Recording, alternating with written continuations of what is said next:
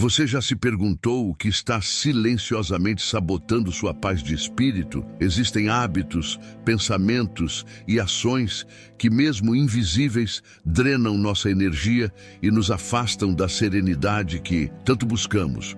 Hoje você vai descobrir 7 coisas que devem ser eliminadas silenciosamente para alcançar uma vida mais estoica e plena. Preparado para essa transformação? No coração do estoicismo está a busca por uma vida guiada pela razão, pela temperança e pela liberdade emocional. Essa filosofia milenar, seguida por grandes mentes como Marco Aurélio e Epicteto, ensina que muitas das nossas dores vêm do que permitimos que permaneça em nossas vidas.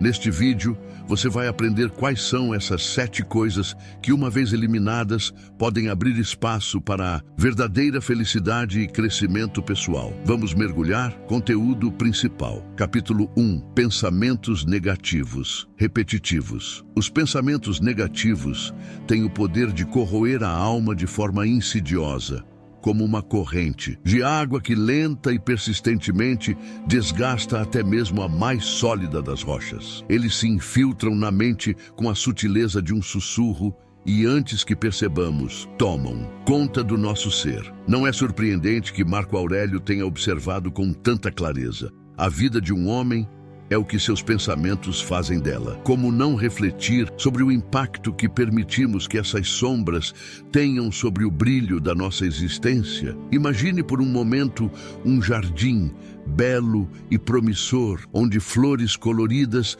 se erguem em direção ao sol. Agora, visualize ervas daninhas se espalhando, sugando os nutrientes da terra e abafando o crescimento das plantas.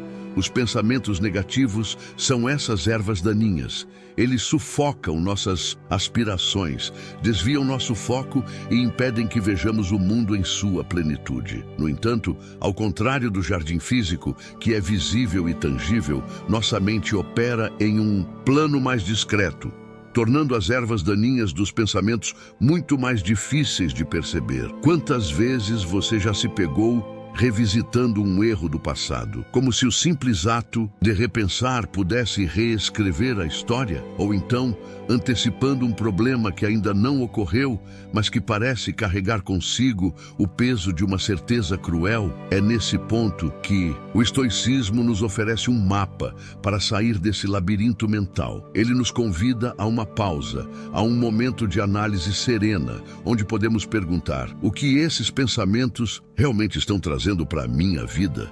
Imagine agora um cenário hipotético. Ana, uma jovem que diariamente revive um incidente no trabalho onde, por descuido, cometeu um erro público. Embora o incidente tenha ocorrido há meses e já tenha sido esquecido pelos colegas, Ana mantém o episódio vivo, repassando-o em sua mente como um filme desgastado. Sua mente, uma vez fértil para ideias e criatividade, tornou-se uma arena para um julgamento constante e implacável. Aqui, o que falta a Ana é a prática de substituir a repetição negativa por um diálogo interno mais compassivo, algo que os estoicos praticavam como exercício diário. A meditação estoica, nesse sentido, não é um ritual complexo, mas um momento de reflexão consciente. Ela pede que analisemos nossas preocupações com lógica. Isso que estou pensando é útil? Está sob meu controle? Acrescenta algo à minha vida? Essas perguntas simples, porém profundas, podem ser como uma chave para destrancar uma porta que mantivemos fechada por medo ou hábito. No entanto, vale lembrar que eliminar pensamentos negativos não significa ignorar ou reprimir emoções. Muito pelo contrário, o estoicismo nos encoraja a sentir plenamente, mas com um entendimento claro de que não somos escravos dessas emoções. Pense nisso como observar uma tempestade.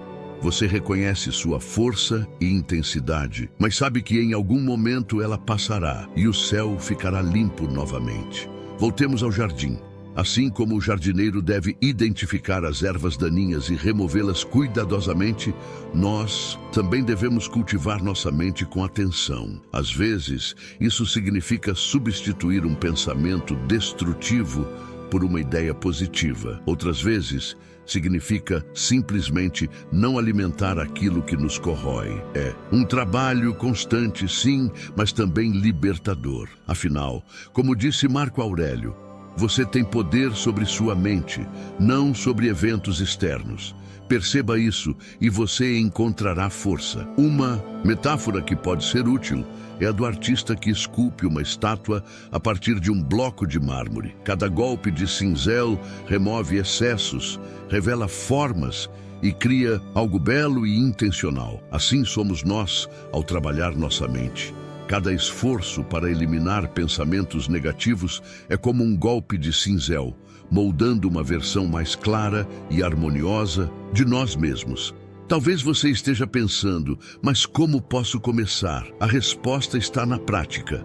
Pequenos passos, como escrever um diário, podem ser o início de uma grande mudança. Anotar os pensamentos que mais nos perturbam e depois revisá-los com uma perspectiva racional pode ser incrivelmente transformador. Essa prática nos ajuda a ver a mente como um espelho que, de tempos em tempos, precisa ser limpo para refletir a realidade com precisão. Por fim, eliminar pensamentos negativos é menos sobre lutar contra eles e mais sobre redirecionar nossa energia para o que realmente importa. É um ato de coragem silenciosa, um compromisso com a paz interior, e assim como um jardim bem cuidado ou uma estátua cuidadosamente esculpida, nossa mente, quando trabalhada com paciência e intenção, torna-se um espaço de beleza e força que não pode ser abalado pelas tempestades da vida. Capítulo 2. A necessidade de controle absoluto. A busca pelo controle absoluto é uma dança ilusória com a realidade, onde insistimos em segurar as rédeas de um cavalo indomável. Por mais que desejemos comandar cada detalhe do universo ao nosso redor, a vida, com sua ironia sublime, sempre encontra formas de nos lembrar que o controle é, no máximo, uma ilusão passageira. Como disse Epicteto, com a sabedoria de quem entendia as limitações humanas. A felicidade depende de sabermos distinguir o que está em nosso controle e o que não está. Essa linha de pensamento é, ao mesmo tempo, libertadora e desafiadora. Libertadora porque nos livra do peso de tentar comandar o incontrolável. Desafiadora porque nos obriga a reconhecer que nem tudo se submete à nossa vontade. Somos muitas vezes como crianças tentando prender a água com as mãos. Quanto mais apertamos, mais rápido ela escapa. Imagine, por exemplo, Henrique, um homem de vida meticulosamente planejada. Cada minuto de seu dia é calculado. Cada decisão tomada com a certeza de que o sucesso depende exclusivamente de sua capacidade de controle. No entanto, Henrique não pode controlar o trânsito que o atrasa, as decisões dos colegas que influenciam seu trabalho ou ainda as pequenas surpresas que a vida reserva em sua rotina cuidadosamente estruturada. O resultado? Frustração. Sua busca por controle, em vez de trazer paz, o prende em um ciclo de ansiedade e exaustão. É curioso como muitas vezes confundimos controle com segurança. Acreditamos que, ao ter o domínio completo sobre tudo e todos, estaremos protegidos das adversidades da vida. Contudo, a verdadeira segurança não reside no controle, mas na aceitação. Quando aprendemos a soltar as rédeas, descobrimos que a vida continua fluindo, independente de nossos esforços. Mais do que isso, percebemos que algumas das melhores coisas acontecem justamente quando paramos de tentar governar cada detalhe. A prática estoica nos ensina a diferenciar entre o que podemos e o que não podemos controlar. Essa distinção é como um mapa que guia nossos esforços. permitindo que direcionemos nossa energia para onde ela pode realmente fazer a diferença. Por exemplo, podemos controlar nossas atitudes, mas não as atitudes dos outros. Podemos escolher como reagir a uma situação, mas não podemos evitar que ela aconteça. Essa compreensão é uma das maiores dádivas do estoicismo. Voltemos a Henrique. E se, em vez de tentar controlar o trânsito, ele usasse o tempo de espera para refletir ou ouvir algo inspirador? E se, ao invés de se frustrar com os colegas, ele buscasse adaptar suas ações ao que está ao seu alcance? Essas pequenas mudanças de perspectiva poderiam transformar sua experiência. Não porque o mundo ao seu redor mudou, mas porque ele escolheu mudar sua relação com o mundo. Aceitar que não temos controle sobre tudo não significa resignação ou passividade. Muito pelo contrário, é um ato de coragem. É olhar para a vida com honestidade, reconhecer nossas limitações e, ainda assim, escolher agir dentro das possibilidades que temos. É como navegar em um rio. Você não controla a correnteza, mas pode ajustar o leme para seguir na direção desejada. Outra metáfora útil é a de um jardineiro que, diante de uma tempestade, sabe que não pode impedir a chuva ou o vento. Ele pode, no entanto, preparar o solo, proteger as plantas mais frágeis e confiar que a tempestade, como todas as outras, também passará. Da mesma forma, podemos preparar nossas mentes e corações para enfrentar as incertezas da vida, sabendo que o controle absoluto nunca foi, nem será, uma opção. Por vezes, a necessidade de controle também nasce do medo do desconhecido, de falhar ou de perder algo que valorizamos. No entanto, ao soltar esse medo, percebemos que há força na vulnerabilidade e liberdade na aceitação.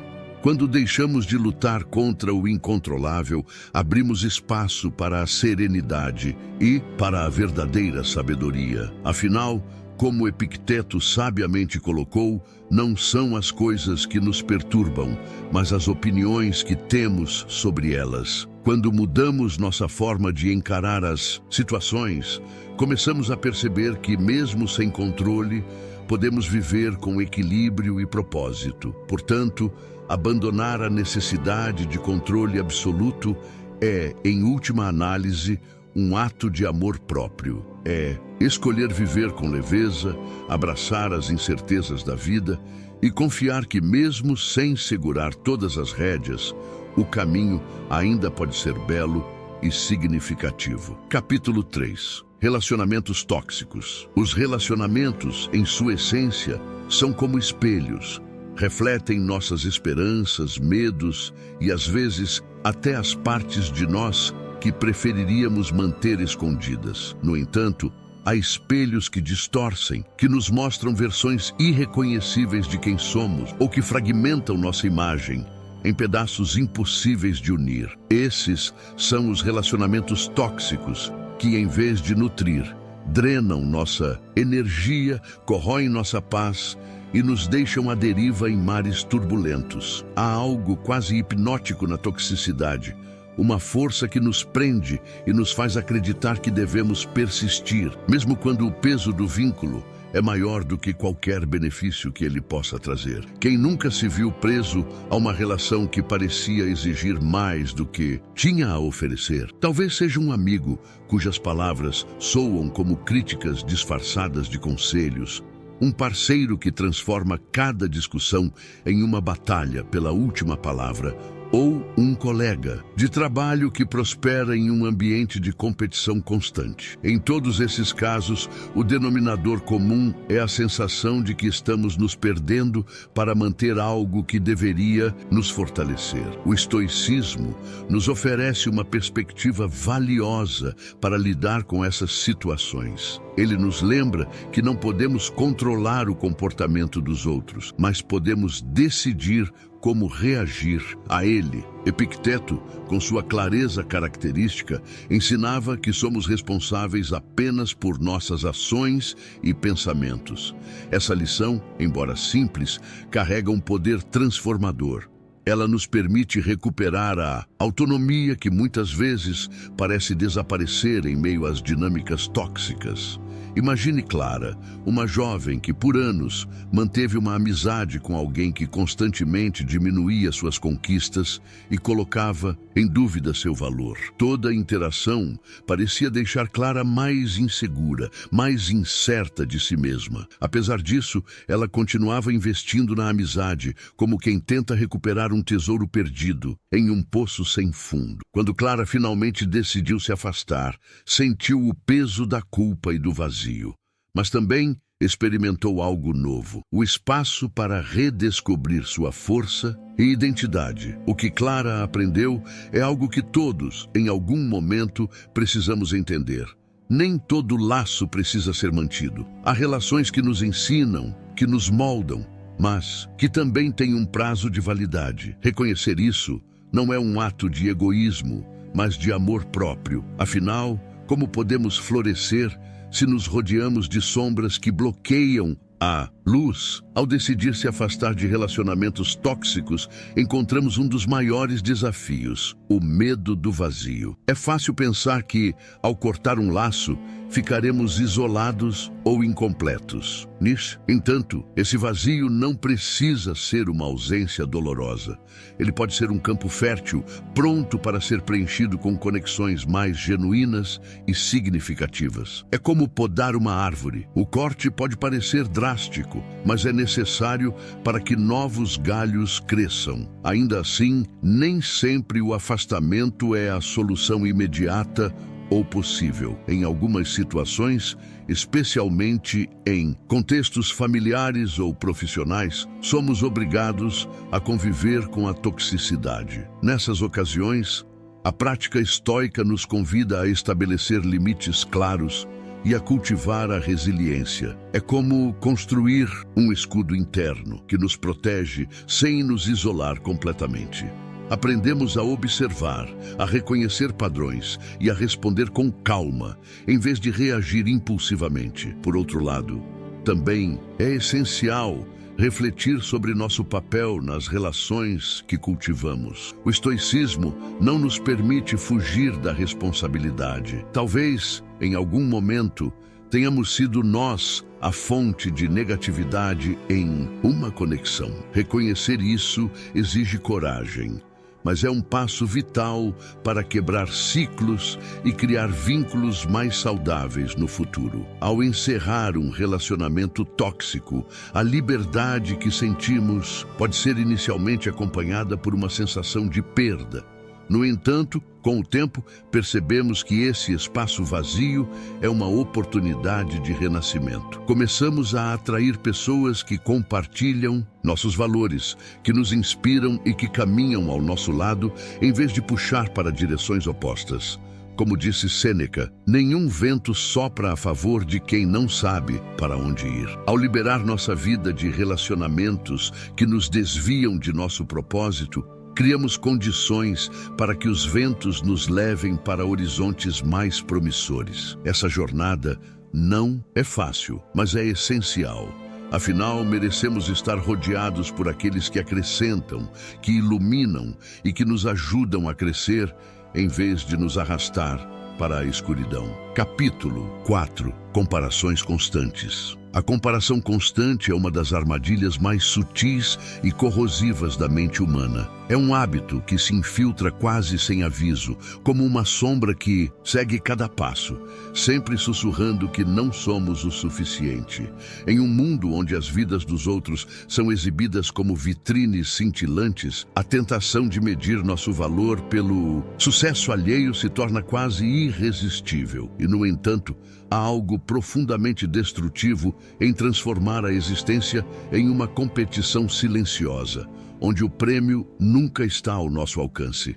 Talvez isso se deva à forma como fomos condicionados a enxergar o progresso, como se ele só pudesse ser validado por referências externas. Desde cedo, aprendemos a medir nossas realizações em comparação às dos outros. Notas na escola, conquistas no trabalho, relacionamentos, posses. É como se estivéssemos correndo em uma maratona, onde o percurso de cada um fosse diferente, mas insistíssemos em olhar para o lado, ignorando que a meta é única para cada corredor. O estoicismo oferece uma alternativa para esse dilema moderno, ainda que sua essência seja atemporal. Marco Aurélio, em suas reflexões, escreveu: "Não perca mais tempo discutindo sobre o que é ser uma boa pessoa. Seja uma." Essa máxima nos lembra que a única comparação válida é com quem fomos ontem. Em vez de gastar energia tentando superar os outros, deveríamos canalizá-la para nosso próprio aprimoramento,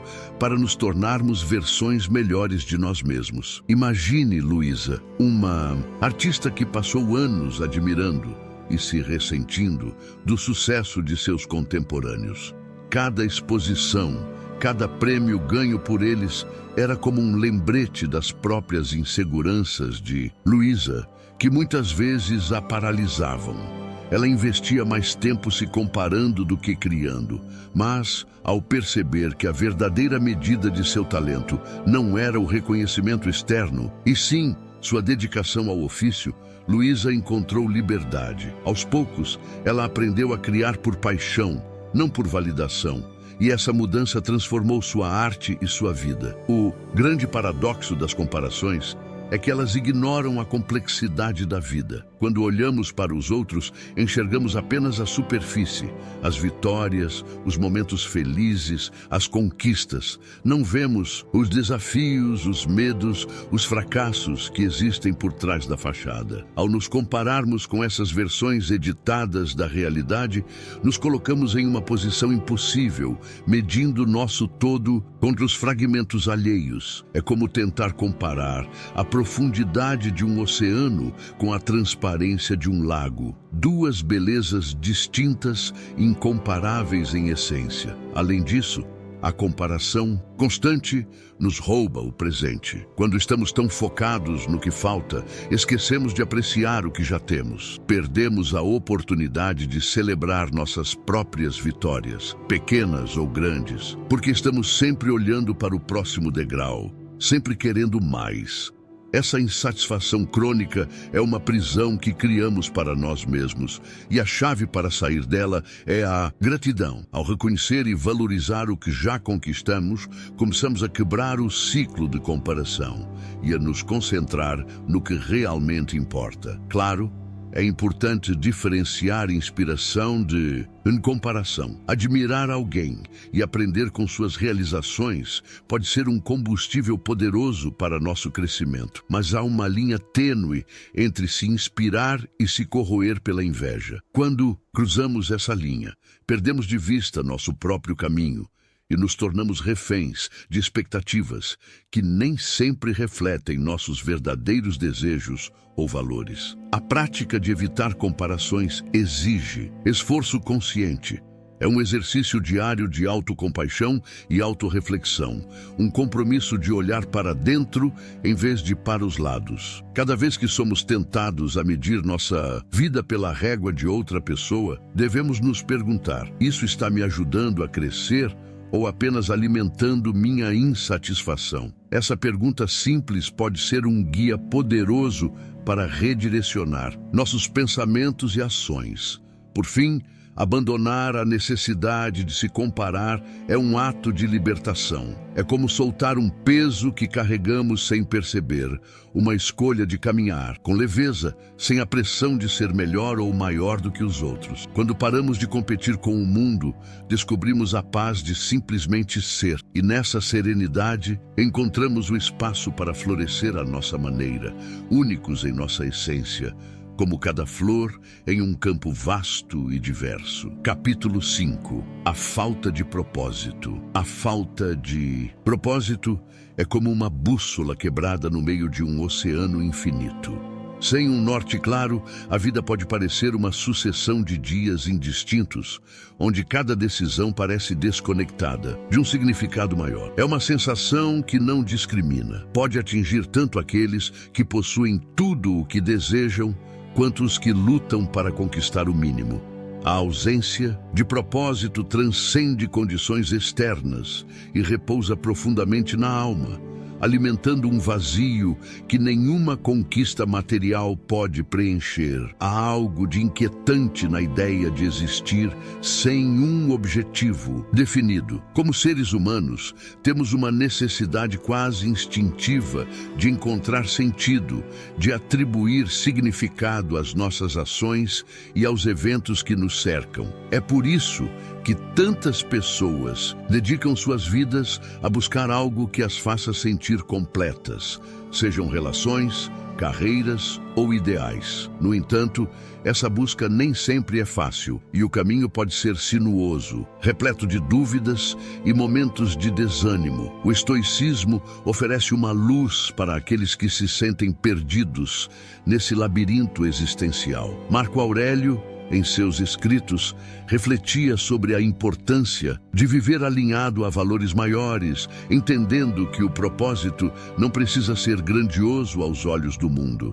Ele dizia: seja como uma rocha, contra a qual as ondas continuamente se quebram, mas que permanece firme. Essa firmeza de espírito vem da clareza de propósito, do entendimento de que cada escolha, por menor que seja, pode estar alinhada a algo maior do que nós mesmos. Pense em João, um homem que passou anos perseguindo o sucesso em sua carreira sem nunca se perguntar por quê. Ele acumulou promoções, aumentos salariais e prestígio, mas sentia-se estranhamente insatisfeito. Tudo mudou quando João começou a dedicar parte de seu tempo ao trabalho voluntário, ajudando crianças em situação de vulnerabilidade.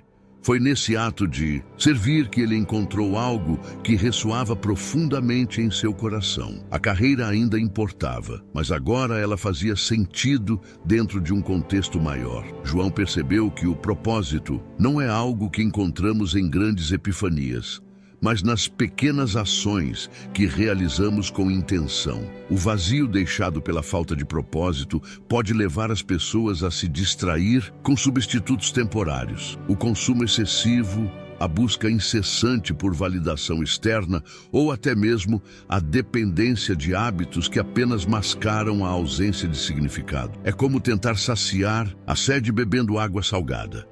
Por mais que tentemos preencher o vazio, ele apenas aumenta. O verdadeiro propósito, no entanto, não está em algo que adquirimos, mas no que construímos internamente. Encontrar esse propósito exige introspecção, um olhar honesto para dentro. É preciso questionar o que realmente importa, o que nos move, o que nos faz sentir vivos.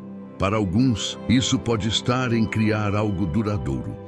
Para outros, em ajudar o próximo ou em viver de maneira alinhada aos seus valores. Não existe uma fórmula única, porque o propósito é tão singular quanto cada indivíduo. No entanto, a busca por ele é universal, uma jornada que todos, em algum momento, somos chamados a empreender. Ainda assim, é importante lembrar que o propósito não precisa ser algo imutável ou grandioso. Ele pode mudar com o tempo, se adaptar às circunstâncias e crescer junto conosco. Às vezes, ele se revela nas pequenas coisas, um sorriso que compartilhamos, uma tarefa que realizamos com dedicação, um momento de conexão genuína com outra pessoa. Essas pequenas ações, alinhadas com nossos valores, formam os alicerces de uma vida com sentido. A falta de propósito não deve ser encarada como um fracasso, mas como um convite à reflexão. É um chamado para desacelerar, para nos perguntarmos o que realmente queremos e por que fazemos o que fazemos. E ao responder essas perguntas, começamos a construir uma vida que não é apenas vivida, mas que vale a pena ser vivida. Como Zênon de Sítio ensinava, o propósito está intrinsecamente ligado à virtude. Viver de acordo com a nossa essência mais elevada, buscando o bem não apenas para nós mesmos, mas para aqueles ao nosso redor, é um caminho seguro para encontrar significado. Não se trata de grandiosidade ou reconhecimento, mas de autenticidade e conexão. No fim, o propósito não é um ponto final, mas uma jornada contínua. Ele não é algo que simplesmente encontramos, mas algo que escolhemos, momento a momento, em cada ação, em cada decisão. É como um farol que nos guia, não necessariamente para um destino específico, mas para uma vida que, em sua simplicidade, reflete o que há de mais genuíno em nós. Capítulo 6. Acúmulo de bens materiais. O acúmulo de bens materiais é uma das ilusões mais persistentes da vida moderna. Uma miragem que promete satisfação eterna, mas que muitas vezes entrega apenas um vazio sem fim. É como tentar encher um vaso sem fundo. Por mais que adicionemos, nunca parece ser suficiente. Essa obsessão pelo ter acima do ser transforma as conquistas em marcos vazios, onde o próximo objeto de desejo já está esperando para substituir o anterior antes mesmo que possamos saborear a alegria do que já temos. Vivemos em uma era que glorifica a posse. Desde cedo, somos ensinados a associar valor à quantidade de coisas que acumulamos. A casa maior, o carro mais novo, o celular mais avançado. Tudo parece um símbolo de status, um reflexo do nosso suposto sucesso. Mas no fundo, será que essas coisas realmente definem quem somos? Ou será que nos afastam do que é essencial, criando um ruído constante que nos impede de ouvir nossa própria voz? Os estoicos, sempre sábios em suas reflexões, nos alertaram para os perigos de basear nossa felicidade em posses externas. Sêneca, em particular, dizia que a verdadeira riqueza não está em acumular bens, mas em desejar menos. Essa lição, tão simples e, ao mesmo tempo, tão profunda, ressoa como um antídoto para a cultura da abundância que nos cerca. Quando percebemos que o que possuímos nunca será suficiente para preencher um vazio interno, começamos a entender que a resposta não está no ter, mas no ser. Considere a história de Ana, uma empresária de sucesso que, durante anos, acreditou que sua felicidade dependia de alcançar certos marcos materiais. Ela trabalhava incansavelmente, acumulando troféus de sua ambição: casas, carros, viagens luxuosas. Mas com o tempo, Ana começou a perceber que cada conquista era seguida por uma sensação de vazio. Foi só quando ela decidiu simplificar sua vida, dedicando mais tempo às pessoas e às experiências que amava, que encontrou um verdadeiro senso de plenitude. Para Ana, o que importava não era mais o que ela possuía, mas o que ela vivia. O problema do acúmulo de bens não está apenas no impacto que ele tem sobre nós individualmente, mas também nas relações que construímos e no mundo que habitamos. Muitas vezes, na busca por mais, negligenciamos o que realmente importa: conexões genuínas, momentos de alegria simples e a responsabilidade que temos de cuidar do planeta. O consumo desenfreado tem um custo que vai além do financeiro. Ele consome nossa atenção, nossa energia e até mesmo nossa empatia. Além disso, o acúmulo de bens materiais pode se tornar uma prisão invisível. Quanto mais possuímos, mais nos preocupamos em manter, proteger e acumular ainda mais. É como carregar uma mochila cheia de pedras enquanto subimos uma montanha. O peso das coisas que possuímos pode nos impedir de avançar, de explorar novas possibilidades e de nos libertarmos das expectativas que o mundo impõe. A chave para escapar dessa armadilha está na simplicidade, Não se trata de renunciar a todos os confortos ou de viver em privação, mas de adotar uma abordagem mais consciente sobre o que realmente precisamos. Cada objeto que escolhemos manter deve ter um propósito claro, um valor que vá além do material. Dessa forma, começamos a criar espaço, não apenas físico, mas também emocional e espiritual, para o que realmente importa.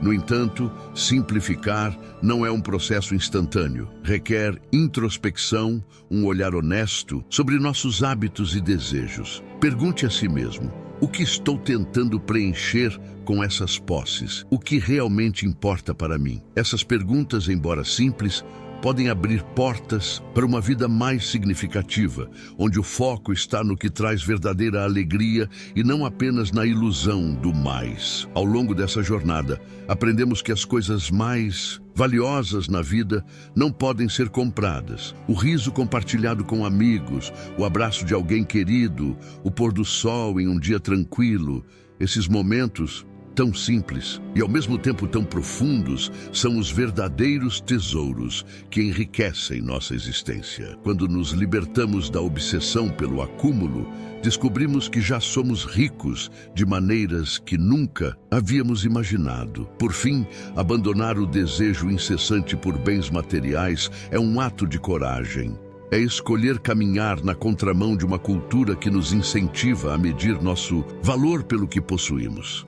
É um retorno ao que é essencial, um compromisso de viver com intenção e propósito. E, nesse movimento de desapego, encontramos não apenas liberdade, mas também a oportunidade de nos reconectar com o que realmente importa, com a vida em sua forma mais pura e autêntica. Capítulo 7. Procrastinação. A procrastinação é um estranho paradoxo. Ao mesmo tempo em que nos oferece um alívio imediato, ela planta as sementes de um desconforto que cresce a cada momento em que adiamos o inevitável. É como uma sombra que nos segue, silenciosa, mas insistente, até que finalmente se torna impossível ignorá-la. O peso do que deixamos para depois se acumula, transformando o simples ato de começar em um desafio monumental. Curiosamente, a procrastinação raramente surge da preguiça. Ela é, muitas vezes, uma resposta ao medo. Medo de falhar, de não corresponder às expectativas ou até mesmo de enfrentar o sucesso e as responsabilidades que ele traz. Ao procrastinarmos, criamos uma ilusão de controle, como se, ao adiar o enfrentamento de algo, pudéssemos evitar suas possíveis consequências. Mas o tempo, impassível como sempre, continua avançando e o que evitamos apenas se torna mais ameaçador. Marco Aurélio, em suas meditações, nos lembra da brevidade da vida. Ele escreve: não atue como se tivesse 10.000 anos para viver. O destino está à sua porta. Enquanto viver, enquanto puder, seja bom. Essas palavras ressoam como um chamado à ação, um lembrete de que cada momento é precioso demais para ser desperdiçado. Adiar o que é importante é, de certa forma, uma recusa em abraçar a vida plenamente, um ato de autonegligência que nos rouba o presente e o futuro. Imagine Clara, uma jovem cheia de sonhos, mas constantemente paralisada pela dúvida. Ela sabia exatamente o que precisava fazer para alcançar seus objetivos, mas em vez disso, encontrava consolo em distrações que apenas preenchiam o tempo sem trazer satisfação real. Certo dia, cansada do ciclo repetitivo de adiamentos, Clara decidiu começar pequeno. Escolheu uma única tarefa, algo simples, e comprometeu-se a realizá-la. A sensação de conclusão foi um alívio tão grande que ela sentiu a coragem para enfrentar a próxima. Aos poucos, o que antes parecia intransponível começou a se transformar em uma série de passos possíveis. A procrastinação, no entanto, não se limita a tarefas grandiosas. Ela se infiltra nas pequenas decisões do dia a dia, nos momentos em que optamos pelo conforto do agora, em detrimento do que realmente importa. É como uma armadilha sorrateira que nos convida a acreditar que haverá sempre um amanhã para fazer o que poderia e deveria ser feito hoje. Combater a procrastinação exige mais do que disciplina, exige autocompreensão. É necessário identificar o que está por trás desse hábito, o que nos faz hesitar e buscar refúgio em adiamentos. Para alguns, pode ser o perfeccionismo, a crença de que algo só deve ser feito se puder ser realizado de forma impecável. Para outros, é a falta de clareza, a dificuldade em decidir por onde começar. Qualquer que seja a causa, enfrentá-la requer coragem e uma boa dose de honestidade consigo mesmo. A chave para superar a procrastinação está em fragmentar o que parece complexo em partes menores, em redefinir o sucesso como progresso e não como perfeição. É aprender a valorizar cada pequeno avanço, a celebrar o ato de começar, mesmo que o caminho completo ainda esteja longe. Afinal, o primeiro passo, por mais insignificante que pareça, é o que nos coloca em movimento. E embora o início seja sempre o mais difícil, é também onde reside a transformação. Cada ação, por menor que seja, carrega consigo o poder de romper o ciclo de inércia. Ao decidir enfrentar o desconforto inicial, descobrimos uma força que muitas vezes subestimamos. A força de criar, de concluir, de viver com intenção. Os estoicos nos ensinam que o momento presente é tudo o que realmente temos. Ao procrastinarmos, perdemos não apenas o tempo, mas também a oportunidade de nos conectarmos com o agora, de experimentarmos o que é possível aqui e agora. É uma lição que, embora simples, carrega uma profundidade imensa. Viver plenamente é estar presente, é agir em alinhamento com nossos valores, é transformar intenções em realidade. Assim, abandonar a procrastinação não é apenas uma questão de produtividade, mas de liberdade. É libertar-se do peso do amanhã, do constante adiamento, do que pode trazer significado às nossas vidas. É reconhecer que o presente, com todas as suas imperfeições e desafios, é o único palco onde podemos atuar. E ao escolher agir, descobrimos que, por mais que o tempo continue a passar, somos nós que moldamos a sua passagem com as escolhas que fazemos. O estoicismo nos convida a uma vida mais leve, onde eliminamos o que não serve e cultivamos a virtude. Agora que você conhece as 7 coisas que precisa eliminar silenciosamente, que tal começar hoje? Deixe um comentário com a primeira coisa que você pretende tirar da sua vida. Se inscreva no canal, ative o sininho e dê o like para não perder nenhum conteúdo como este. E claro, compartilhe com quem você acredita que precisa ouvir esta mensagem.